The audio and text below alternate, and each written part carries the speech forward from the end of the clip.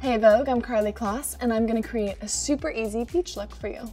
When I go to the beach, I don't wanna have a ton of makeup on, but I wanna have enough that like I can take a cute selfie. Also, side note, I'm straight off a red eye, and this is as fresh and raw and just real as it gets. I'm generous with some nice thick cream, and especially when I'm not gonna wear a ton of foundation. Start here and drain the lymph nodes and go from your nose, under your cheekbones, under the jawline.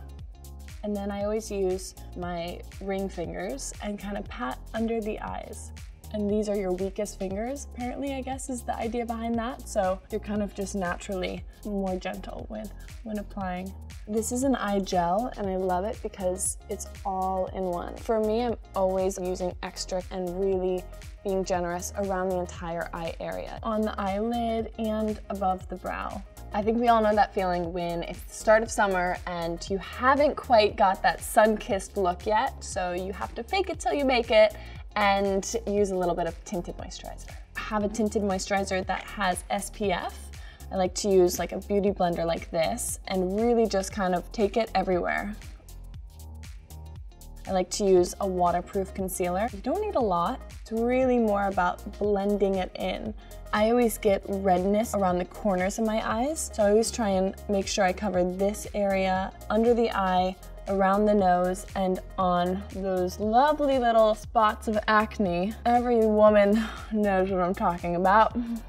Pat McGrath is the master of all things makeup, and she taught me your brow shape should be similar, but they shouldn't be identical. That's just naturally the way we all are. So I'm lightly feathering the brow and kind of finding the shape. I like a strong kind of start to the brow and then fill in any holes or gaps and then extend the length a little bit. I love to use a waterproof mascara. You can do black or brown for kind of a more natural look.